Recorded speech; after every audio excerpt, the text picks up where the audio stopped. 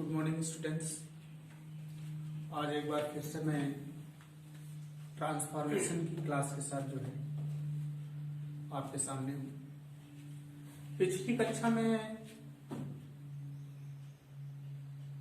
मैंने एक exercise solve की थी और आपसे कहा था कि उस एक्सरसाइज को आगे आप सॉल्व करेंगे। अगर उस एक्सरसाइज को सॉल्व करने में कोई दिक्कत आई तो आप उसको जो है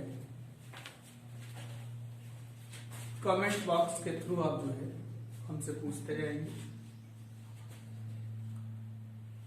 तो पिछले चैप्टर में हमने एक्सरसाइज 17A पढ़ी थी, उसी को आज फिर से मैं आगे बढ़ा रहा हूं।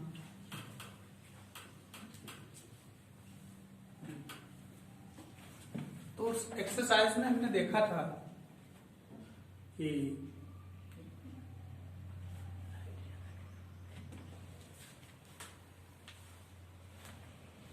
डायरेक्शन हमने देखा था, तो वहां पे लिखा हुआ था rewrite the following sentences by replacing the italicised words by nouns. यहां पर 4-5 क्वेश्चन मैंने सॉल्व भी किए थे। उसी क्रम में फिर से आगे बढ़ते हैं और क्वेश्चन नंबर 5 को देखते हैं।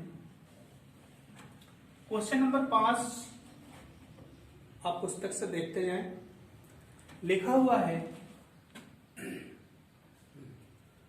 He comes to me weekly।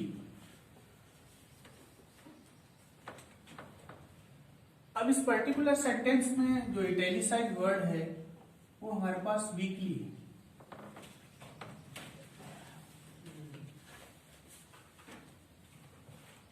इस वीकली शब्द को जो है हमें पहले तो नाउन में कन्वर्ट करना है और फिर एक नया सेंटेंस बना देना है।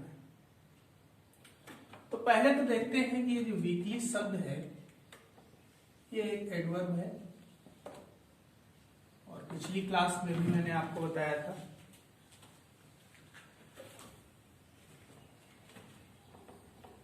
कि किसी एडवर्ब को अगर नाउन में कन्वर्ट करना हो तो उसका जो सफिक्स होता है उसको हटा दिया जाता है और जैसे ही आप ये सफिक्स हटाएंगे तो आपको नाउन मिल जाएगा वीक। लेकिन केवल नाउन मिलने मात्र से ही हमारा क्वेश्चन सॉल्व नहीं हुआ। अभी इसे हमें सेंटेंस में कुछ इस तरह से रखना है तो उसका प्रॉपर मीनिंग मिले हमें।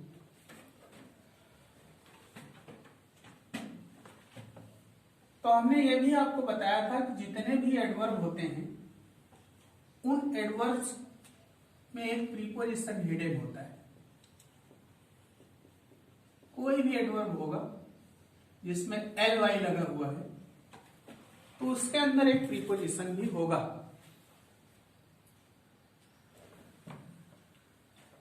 तो पिछली क्लास में हमने देखा था, प्रीपोजिशन लगा के भी देखा था। तो ये जो वीक शब्द है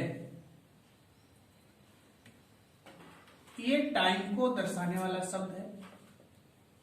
तो एक बात हमारे मस्तिष्क में आई कि ऐसे शब्द के पहले जो प्रीपोजिशन लगेगा वो कोई ऐसा प्रीपोजिशन होना चाहिए जो टाइम को डिनोट करता है। तो इसके लिए आपने पढ़ा भी है, मंथ हो, वीक हो, ईयर हो, ऐसे शब्दों के पहले हम प्रीपोजिशन इन का प्रयोग कर सकते हैं और सेंटेंस को रिराइट किया जा सकता है। तो अब लगभग हम आंसर की तरफ बढ़ रहे हैं। सेंटेंस को लिखना शुरू करते हैं और हमने लिखा ही कम्स टू मी। एक चीज और देख लेते हैं, इस वीकली शब्द का मतलब क्या होता है। इस वीकली शब्द का मतलब होता है सप्ताहांतक, यानी कि सप्ताह में एक बार। तो हमने यहां पर लिखा ही comes to me once in a week.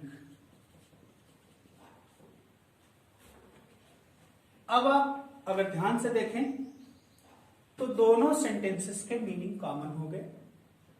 ऊपर भी यही लिखा था कि वो मेरे पास सप्ताह में एक बार आता है, और नीचे भी लिखा हुआ है कि वो मेरे पास सप्ताह में एक बार आता है।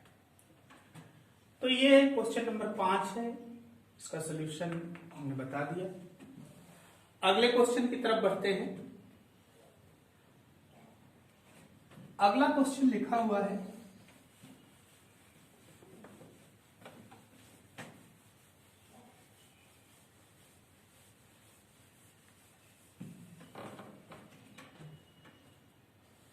He is wise. Question number 6 है ही इज वाइज। और फिर से वही काम करना है, इटैलिसाइज्ड वर्ड आप अपनी पुस्तक में देखते जाएं, वाइज दिया हुआ है। तो पहले तो देख लेते हैं कि इसका पार्ट ऑफ स्पीच क्या है।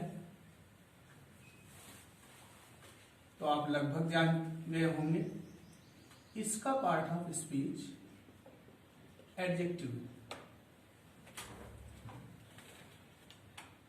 अब इस एडजेक्टिव को नाउन में कन्वर्ट करना है और फिर से सेंटेंस को रिराइट करना है। तो यदि इसे हमें नाउन में कन्वर्ट करना है तो इसके लिए हमें इस शब्द में कोई सफिक्स या प्रीफिक्स लगाना पड़ेगा। तो हम आपकी जानकारी के लिए बताते हैं कि एक सफिक्स हमारे पास होता है डम डोम, जो भी आप पढ़ते हैं। अगर इसको इससे कनेक्ट कर दिया जाए तो नया शब्द बनता है विजडम। नाउन हमें मिल चुका है,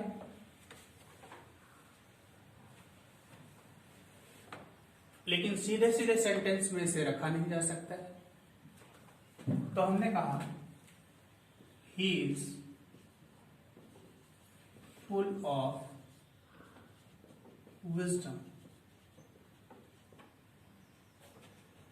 तो ये क्वेश्चन भी आपका सॉल्व हो गया। दोनों क्वेश्चंस के मीनिंग कॉमन है, जैसा कि ट्रांसफॉर्मेशन में हमें करना है। अगले क्वेश्चन को देखते हैं।